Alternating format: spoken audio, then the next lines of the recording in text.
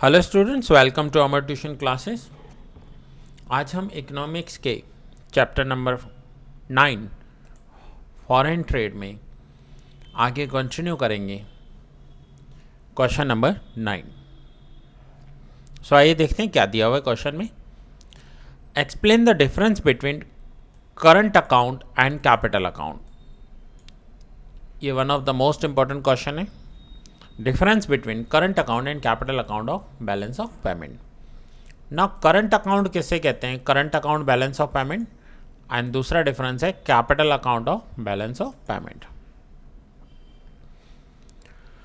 ना current account में receipts जो होती हैं वो क्रेडिट होती हैं और जो पेमेंट्स होती हैं वो डेबिट होती हैं। सेम कैपिटल अकाउंट में रिसिप्ट्स क्रेडिट होंगी, पेमेंट्स डेबिट होंगी। ना करंट अकाउंट में जो रिसिप्ट्स होती हैं वो कौन सी होती हैं? जब हमारा इंपोर्ट और एक्सपोर्ट होता है तो ये अकाउंट्स होते हैं गवर्नमेंट के पास होंगे, और जितने भी हमारे export of goods and services हैं, मीन्स हमने जितने गुड्स एक्सपोर्ट्स किए हैं और सर्विसेज एक्सपोर्ट्स की हैं, उसका जो रिसिप्ट होगा वो क्रेडिट में रिकॉर्ड होगा। And same import of goods and services जो हैं वो हम करंट अकाउंट ऑफ बैलेंस में पेमेंट्स में रिकॉर्ड करेंगे। सो ये इसका पॉइंट है। Goods, services means banks, insurance companies, tourist, shipping etcetera. And third, receipt from capital investments from foreign countries.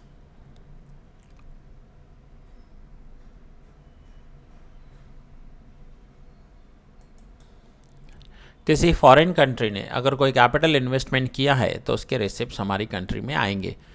Capital investment means किसी फॉरेनर ने यहाँ पर इंडिया में आकर समझो कोई फैक्ट्री स्टार्ट की तो पैसा लेकर आएगा और यहाँ आकर लैंड, बिल्डिंग, प्लांट परचेज करेगा। नाउ पेमेंट में फर्स्ट गुड्स के पेमेंट्स, सर्विसेज के payments, banks, insurance companies, tourist, shipping etcetera. Tourist means अगर इंडिया के टूरिस्ट अमेरिका घूमने जाते हैं, दुबई घूमने जाते हैं तो उसका पेमेंट करना पड़ता है। सो ये पेमेंट्स होंगे। और यहाँ पर रिसिप्ट में टूरिस्ट लिखा हुआ है, इसका मतलब जो फॉरेनर्स इंडिया में विजिट करने आते हैं, घूमने आते हैं, तो वो यहाँ पर पैसा लेकर आते हैं, वो हमें रिसीव होगा। और जो इंडियंस बाहर घूमने जाते हैं वो हमें पे करना पड़ेगा। Third, payment of interest etcetera to foreign capital investment in the country. अगर हमारी कंट्री में किसी ने कोई कैपिटल इन्वेस्टमेंट किया है तो उसका इंटरेस्ट जो पे करना पड़ेगा वो हमारा पेमेंट हो जाएगा। नाउ हम आते हैं capital account of balance of payment, जिसमें रिसिप्ट्स जो हैं वो क्रेडिट होंगी और पेमेंट्स जो हैं वो डेबिट होंगे। नाउ रिसिप्ट्स कौन से हैं? So long term investment of foreign country in the country. अगर किसी फॉरेन कंट्री ने हमारी कंट्री में लॉन्ग टर्म के लिए कुछ इन्वेस्टमेंट किया है, अब फॉरेनर्स इंडिया में आके पैसा इन्वेस्ट करेंगे। कौन सा? एक तो डायरेक्ट इन्वेस्टमेंट्स जो इक्विटीज़ में होगा, foreign investment in countries bonds, हमारे बॉन्ड्स परचेज किए, short term financial funds from foreign से अगर हमारे पास फंड्स आ रहे हैं, sales of gold in foreign country, हमने अपना गोल्ड फॉरेन कंट्री में सेल किया हो, या फिर one way receipt. One way receipt पे क्या होता है? ग्रांट्स या गिफ्ट्स मिली हो हमें, हमारी कंट्री ने रिसीव्ड किए हैं। नाउ सेम पेमेंट्स में क्या होगा? Long term investments of country in foreign countries, जिसमें पेमेंट्स क्या होगा? Indirect investments, equity. सपोज कीजिए इंडिया में रहने वाले किसी पर्सन ने फॉरेन में किसी कंपनी के इक्विटी शेयर्स परचेज किए, अमेरिका की किसी कंपनी के इक्विटी शेयर्स परचेज किए। सो ये है investment. Domestic investment in foreign bonds, foreign company के बॉन्ड्स परचेज किए। Short term financial funds in foreign में कुछ शॉर्ट टर्म से इन्वेस्ट किया है, या फिर purchase of gold from foreign country, Indians बाहर गए, फॉरेन गए और वहाँ से गोल्ड परचेज करके आए। One way payments grants gifts to foreign country, या फिर हमने ऐसा कोई वन वे पेमेंट किया है जिसमें हमने फॉरेन में रहने वाले किसी को कोई ग्रांट दी है, कोई गिफ्ट दिया है और वो पैसा यहाँ से बाहर गया है। सो फाइनली रिसिप्ट पेमेंट का जो डिफरेंस होगा that will be balance of current account, और यहाँ पर जो डिफरेंस होगा that will be balance of capital account. So ये चार मेथड हैं कि पैसा इंडिया से बाहर जाता है और पैसा इंडिया के अंदर आता है। अगर कोई फॉरेनर इंडिया में आकर कुछ इन्वेस्ट करेगा तो पैसा रिसीव्ड होगा, एंड अगर कोई इंडियन फॉरेन जाकर वहाँ कोई कंपनी स्टार्ट कर रहा है, वहाँ पर कोई इक्विटी शेयर्स परचेज कर रहा है, वहाँ गोल्ड परचेज कर रहा है, तो उसका पेमेंट यहाँ से बाहर जाएगा। सो इसे कहते हैं difference between current account and capital account, one of the most important question. Next हम करेंगे question number 10। Explain the difference between domestic trade that means internal trade and international trade. Internal trade and international trade के बीच में हमें difference बताना है। देखिए ये point भी आप 11th में बहुत अच्छे से करके आए हो। The main points of difference between internal trade and international trade are as follows. First is size. Internal trade. Area of internal trade is limited to the boundary of nations, so its size remains limited. जो internal trade होगा वो country की boundaries के अंदर होगा। India के अंदर जो ट्रेड होगा that will B internal trade, और इंडिया से बाहर जो ट्रेड हो रहा है वो इंटरनेशनल ट्रेड।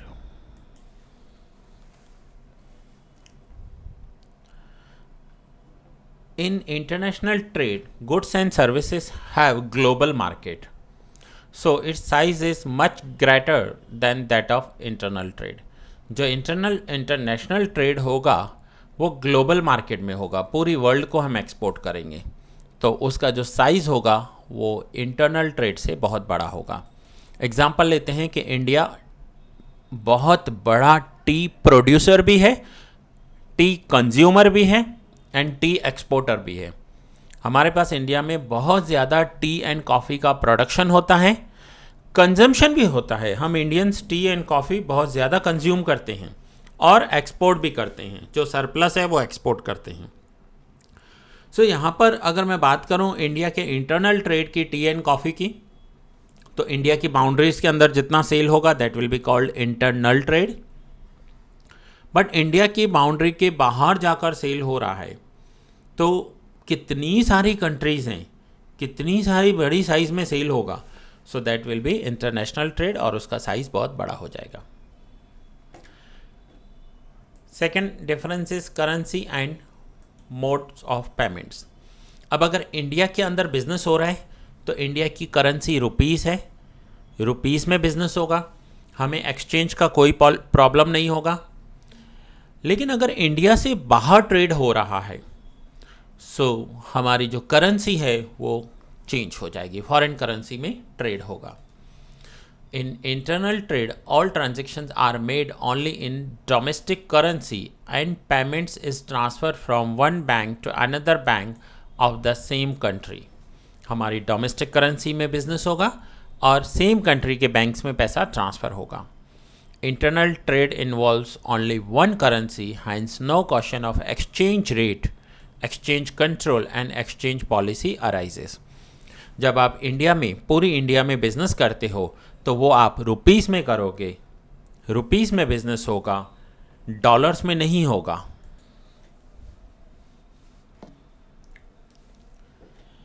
अगर हम बिजनेस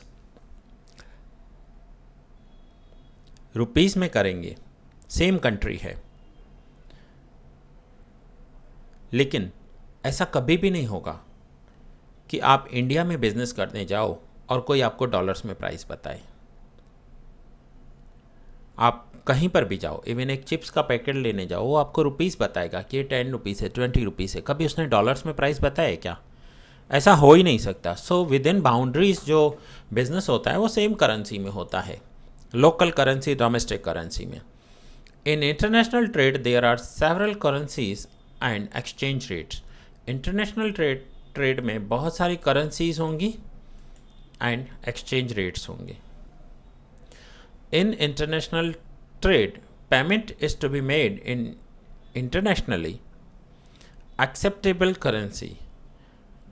इंटरनेशनल ट्रेड जब हम करेंगे वो इंटरनेशनली एक्सेप्टेड करेंसी में होगा. कोई भी करेंसी जो पूरे वर्ल्ड में एक्सेप्टेड हो, चाहे वो डॉलर्स हो, यूरो है, पाउंड है, which involves conversion of countries currencies at a determined exchange rate into an internationally accepted currency. अब यहाँ पर क्या होगा कि जब हम इंटरनेशनल बिजनेस करते हैं, हो सकता है हम किसी भी कंट्री के साथ करें, तो उस कंट्री क्या और हमारी कंट्री की जो करेंसी होगी वो अलग अलग होगी. नाउ अलग अलग करेंसी में हम बिजनेस करेंगे, हमें एक ऐसी करेंसी चाहिए जो इंटरनेशनली एक्सेप्टेड हो.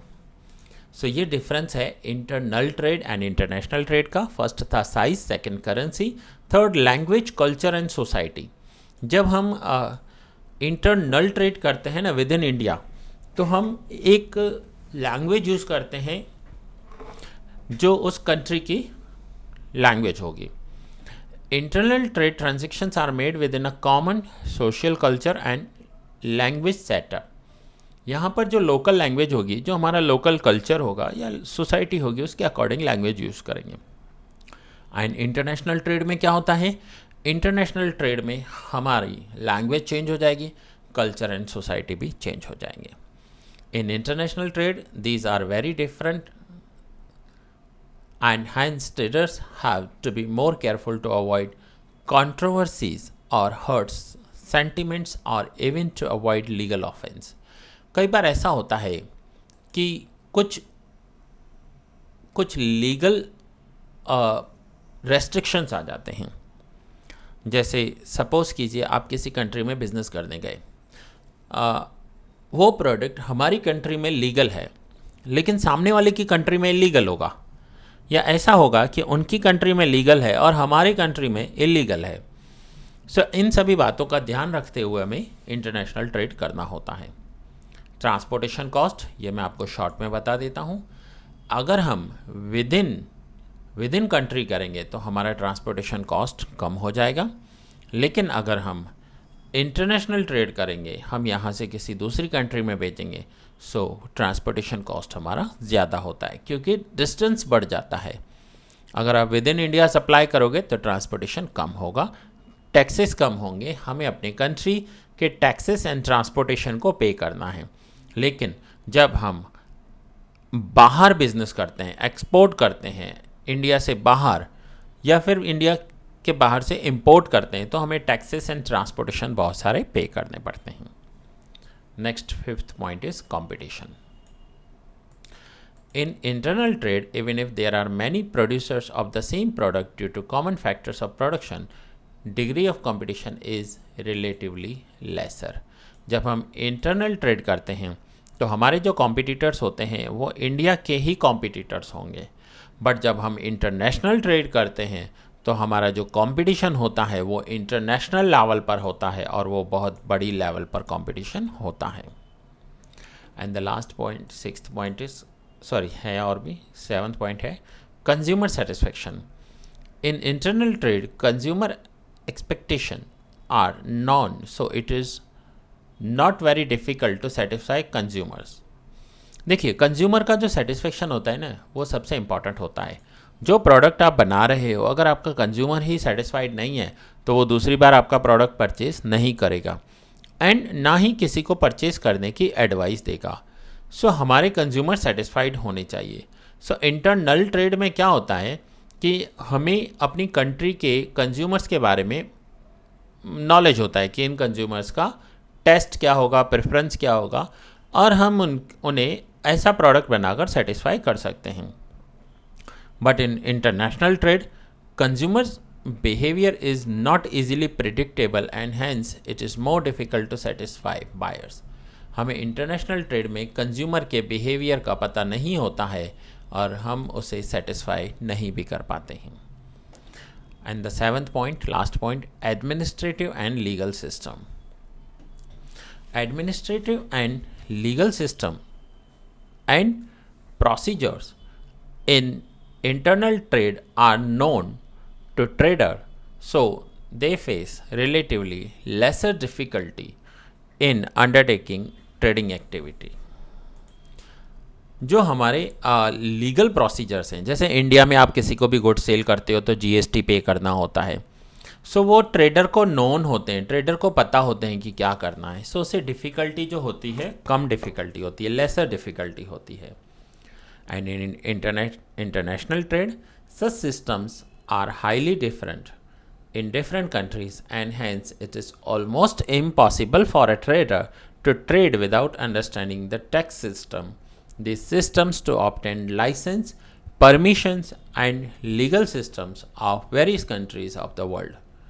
All those procedures are also expensive.